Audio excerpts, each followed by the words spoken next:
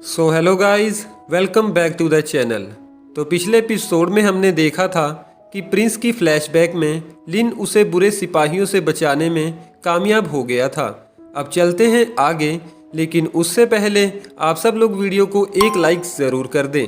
तो आगे हम देखते हैं प्रिंस की फ्लैशबैक ख़त्म हो जाती है, जहां पर जियांग होंग उस किलर को पकड़ने चला जाता है जो कि प्रिंस को मारना चाहता है। जिस बात पर लिन जियांग होंग से कहता है कि उस किलर को जिंदा पकड़ कर लाना और मुझे वो माउंटेन डिस्ट्रॉइंग एरो भी चाहिए।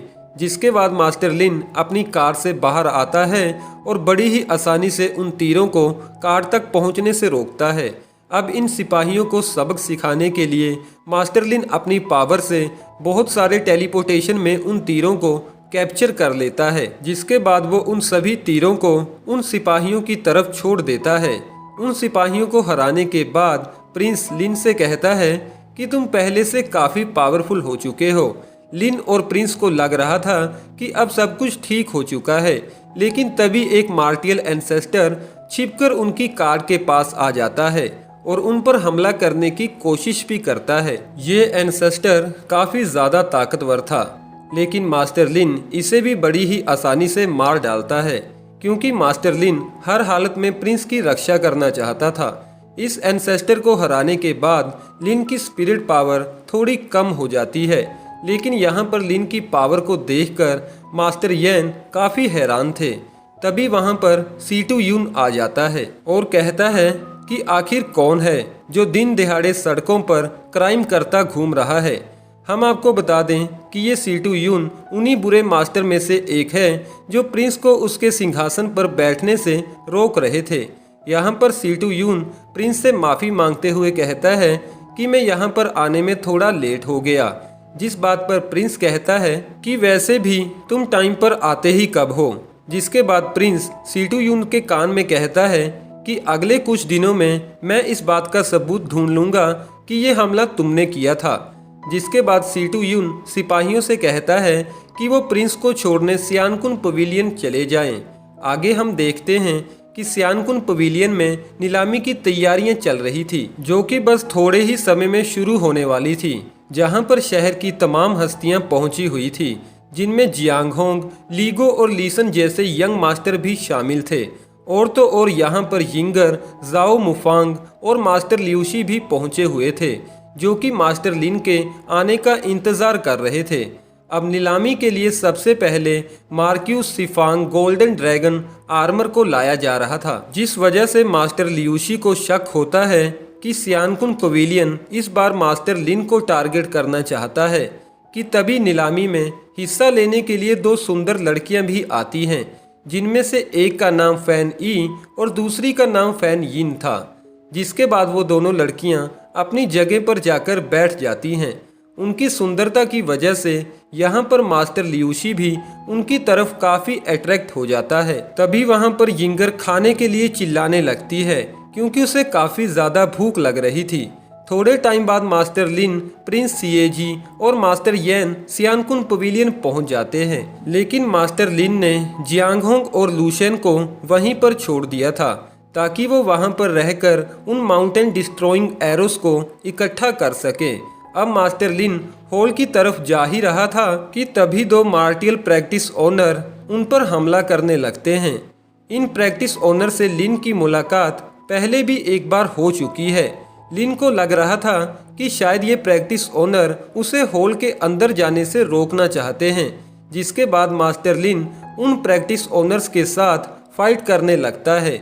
यहाँ पर मास्टर लिन उन प्रैक्टिस ओनर्स के सामने थोड़ा कमज़ोर पड़ने लगता है, लेकिन तभी मास्टर लिन को ब्रिटेन के सम्राट की कही हुई बात याद आती है कि कल्टीवेशन मास्टर बनने का सिर्फ एक ही तरीका है, तुम्हें अपने से ज़्यादा पावरफुल मास्टर से लड़ना होगा और उसे हराना भी होगा।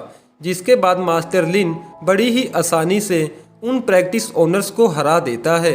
कि तभी हॉल के अंदर से मास्टर जू बाहर आता है और मास्टर लिन से कहता है कि इन सब में इन प्रैक्टिस ओनर्स की कोई गलती नहीं है, क्योंकि कोई भी आदमी नीलामी शुरू होने के बाद हॉल के अंदर नहीं आ सकता, तो अच्छा होगा आप यहाँ से वापस चले जाएं।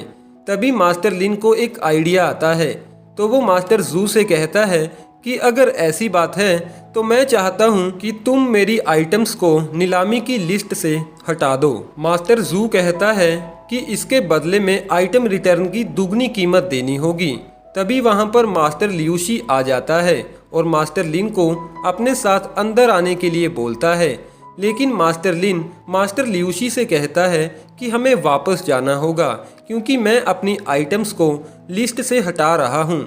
दरअसल ये सब मास्टर लिन की एक चाल थी, क्योंकि लिन जानता था कि उसकी डिवाइन पिल्स सियानकुन पवेलियन की नीलामी के लिए काफ़ी ज़रूरी है। जिसके बाद मास्टर जू अपना रंग बदलते हुए उन प्रैक्टिस ओनर से कहता है कि तुम लोगों ने मास्टर लिन को अंदर आने से क्यों रोका, और मास्टर लिन को हॉल के अंदर आने के लिए रिक्वेस्ट करता है। हॉल के अंदर खाने को लेकर जाओ मुफांग और यिंगर में एक फाइट चल रही थी कि तभी मास्टर लिन वहां पर आकर वो सारा खाना यिंगर को दे देता है, जहां पर वो देखता है कि जाओ खाना खा खाकर काफ़ी ज़्यादा मोटा हो चुका है। तो वो जाओ से कहता है कि तुम्हें मेरी प्रैक्टिस ट्रिक्स को फॉलो करना चाहिए। यहाँ पर प्रिंस सीएजी मन ही मन में सोचता है कि लिन ने पता नहीं उससे कितने सारे सीक्रेट्स को छुपा कर रखा है। तभी सियानकुन पवेलियन की नीलामी शुरू हो जाती है, जहां पर सबसे पहली item golden Z dragon armour है, जिसे देखकर मास्टर लिन कहता है कि ये आर्मर ड्रैगन मुझे मेरे डैड के लिए चाहिए, और वो भी किसी भी कीमत पर। इस आर्मर की नीलामी शुरू होती है 5 लाख टेल्स के साथ। तभी कुछ मास्टर उसकी कीमत बढ़ाते हुए 7 लाख टेल्स तक पहुंच जाते हैं। तभी मास्टर लिन उस आर्मर की कीमत 1 मिलियन टेल्स लगाता है। मास्टर लिन नीलामी जीतने ही वाला था कि तभी जियांग होंग 10,000 टेल्स कीमत में और बढ़ा देता है। अब लिन और जियांग होंग ऐसे ही उस आर्मर की कीमत को बढ़ाते चले जाते हैं, और आखिर में लिन उस आर्मर की कीमत 5 मिलियन टेल्स लगाता है, जहां पर हमारी सीरीज का एपिसोड 35 और 36 समाप्त हो जाता है। वेल दोस्तों, कैसा लगा आपको ये वाला एपिसोड? कमेंट द्वारा अपना कीमती सुझाव हमें ज़रूर दीजिएगा, और अभी तक वीडियो को लाइक न किया हो तो वीडियो को एक लाइक ज़रूर कर दें। और हाँ दोस्तों, ऐसी ही इंटरेस्टिंग वेब सीरीज़ के हिंदी में अपडेट्स पाने के लिए आप हमारे चैनल को भी ज़रूर से सब्सक्राइब कर लें, जो कि बिल्कुल फ्री ऑफ कॉस्ट है। लेकिन साथ में बेल आइकन को दबाना ना भूलिएगा, जिससे कि आपको रेगुलर अपडेट्स मिलते रहेंगे। Thank you.